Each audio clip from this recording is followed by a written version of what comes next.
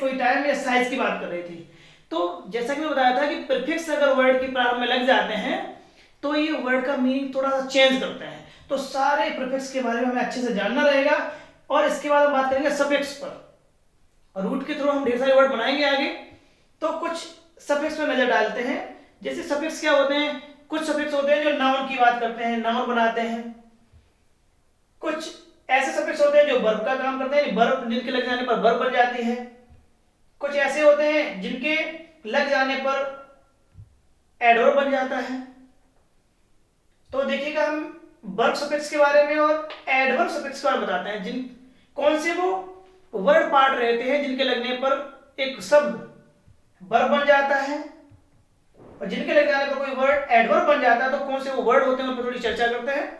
और इसके बाद शेष जैसे कि नाउन सफिक्स होते हैं हम उन पर चर्चा करेंगे। कुछ एडजेक्टिव सफिक्स होते हैं हम उन पर चर्चा करेंगे। उसके बाद अपने चैप्टर की तरफ हम आगे चलते हैं। फिर जैसे कि कुछ आप देख ले, जैसे कि मान लीजिए वर्ब सफिक्स की हम बात कर रहे हैं। सफिक्स में हम लेते हैं वर्ब सफिक्स। आपको ज्ञात है कि जो वर्ड रूट वर्ड के बाद लगते हैं उन्हें हम सफिक्स कहते हैं। सफिक्स में वर्ब सफिक्स होते हैं, एडवर्ब सफिक्स होते हैं, नाउन सफिक्स होते हैं और एडजेक्टिव सफिक्स होता है। तो हम बात करते हैं वर्ब सफिक्स और एडवर्ब। उसके बाद हम बात करेंगे नाउन और एडजेक्टिव सफिक्स की। देखिएगा अगर किसी वर्ड के अंत में कोई वर्ड है और उस वर्ड के अंत में यदि ISE, IS, IJD, IS, ATE, AT, IN, ENE, FY या IFY लगा हुआ है, ये सफिक्स आप देख पा रहे हैं। अगर किसी भी वर्ड के अंत में ISE, IJD, ATE और EN या IFY या IFY लगा हुआ है तो आप समझ लीजिएगा वो वर्ड हमारा वर्ब बन के तैयार हो जाता है। यानी वो वर्ड होगा वो वर्ब होगा।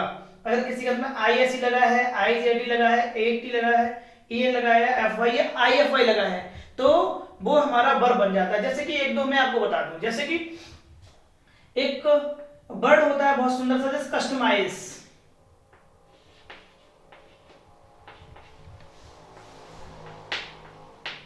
कस्टमाइज आपका हो गया, देख रहे हैं आप, इसमें ISE लग गया तो ये सीधा वर्ड आप समझ रहे हैं ये क्या है, वर्ड। वर्ड का क्या फॉर्म है, एक पार्ट ऑफ स्पीच जाएगा तो ये वर्ब, ये वर्ब हो गया हमारा। इसी प्रकार से वर्ड होता है ब्यूटीफाई, ब्यूटीफुल होता है, एक होता है ब्यूटीफाई।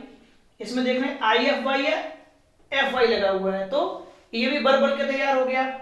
इसी प्रकार से कोई भी हम वर्ड ले लें, जैसे वीक से बनने वाले, जैसे हम ले लेते हैं वर्ड वीक होता है। वीक क्या होता है, विशेषण होता है कमजोर। अगर हम इसमें EN लगाते हैं वीकन तो ये वर्ड हमारा बनके तैयार हो जाता है वर्ब। ओके, तो कहने का तात्पर्य अगर किसी वर्ड के अंत में यानी कि सफिक्स के रूप में ISE, IJD, ATE, EN, FI, FY या फिर IFY लग जाता है तो वो वर्ड जो होता है हमारा वर्ब का रूप ले लेता है। यानी कि ये सफिक्स अगर लग जाते हैं किसी वर्ड के अंत में तो ये जो है सब के सब वर्ब बन के तैयार। जैसे कस्टमाइज में आप देख रहे हैं ISE लग गया, ब्यूटीफाई में FY लग गया है, वीक में आपका वीगन लग गया है। इसके बाद हम बात करते हैं नेक्स्ट, जैसे कि एट की बात कर सकते हैं हम, जैसे कि बहुत प्यारा सा है, जैसे कि एजुकेट। एजुकेट की अगर हम बात करें तो एजुकेट हो जाएगा। अच्छा ये देख हम आपको एक चीज बताते चले, एक वर्ड ब्यूटीफाई है, इसको जरा ठीक से लिख लेते हैं। ब्यूटीफाई, ब्यूटीफाई, यस, BEAUTIFY ये लिखा था, थोड़ा मिस्टेक हो गई, आप इसको ध्यान से रखें।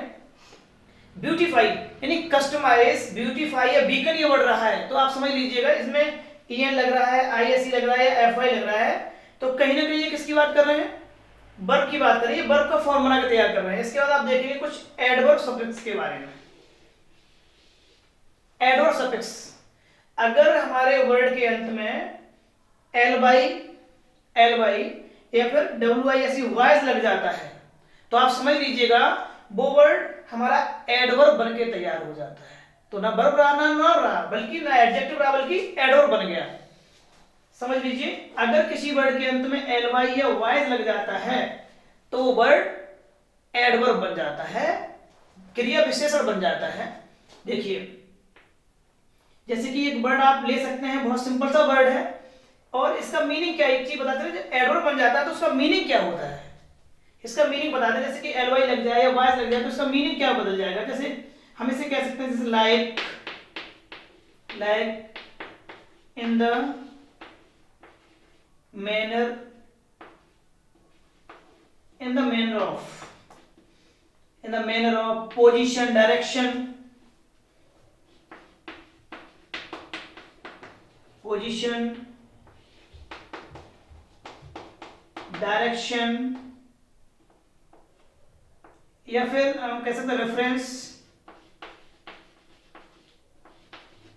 Of something. देखिए ये एडवर्ब जो होता है एल वाई या डब्ल्यू आई एस सी लग जाने, वॉइस लग जाने पर ये एडवर्ब का काम करते हैं कोई वर्ड तो, लेकिन इनका मीनिंग एल वाई या वॉइस, इसका मीनिंग लिटरेरी मीनिंग क्या होता है, इनका लिटरेरी मीनिंग होता है तो लाइक समानता की बात करते हैं, या फिर इन द मैनर ऑफ किसी मैनर की बात करते हैं, या पोजीशन, डायरेक्शन या रेफरेंस ऑफ समथिंग की बात करते हैं। कुछ वर्ड हम आपको बताते हैं, जैसे कि मान लीजिए एक वर्ड होता है स्लो, अगर इसमें हम एल वाई जोड़ दें तो ये वर्ड बनके तैयार हो जाता है स्लोली, स्लोली बनके तैयार हो जाता है। तो देख रहे हैं आप, अगर इसमें एल वाई लग गया है, इस वर्ड में एल वाई लग गया तो ये वर्ड क्या बन गया आपका स्लोली, यानी कि एडवर्ब बन गया है।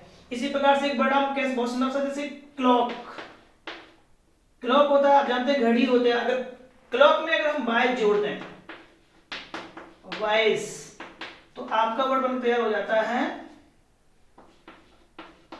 Clock wise. तो ये वर्ड आप देख पा रहे हैं, ये आपका एडवर्ब बन के तैयार हो गया है। तो मैंने आपको बताया ये, इससे पहले जितना भी मैंने जिक्र किया है, जितने वर्डों की हमने बात की, प्रीफिक्स की बात की, तो जितने आपने प्रीफिक्स देखे, चाहे वो टाइम का प्रीफिक्स रहा हो, साइज का प्रीफिक्स रहा हो, चाहे वो प्लेस का प्रीफिक्स रहा हो, जितने भी प्रीफिक्स की बात हमने की, इन सारे प्रीफिक्स के लग जाने पर वर्ड का मीनिंग चेंज हो जाता है। लेकिन जो सफिक्स होते हैं, चाहे वो वर्ब सफिक्स हो चाहे वो एडवर्ब, ये वर्ड के फॉर्म को चेंज करते हैं। ठीक है, तो इसके बाद हम आप वर्ब सफिक्स के बारे में हमने जाना, एडवर्ब सफिक्स के बारे में हमने जाना, इसके बाद हम जानेंगे नाउन सफिक्स और एडजेक्टिव सफिक्स।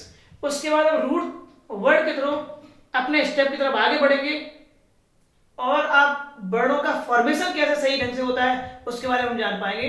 तो हम आगे बताने जा रहे हैं आपको, आगे हम बात करते हैं आपके लिए नाउन एवं एडजेक्टिव सफिक्स, तब चलते हैं आगे।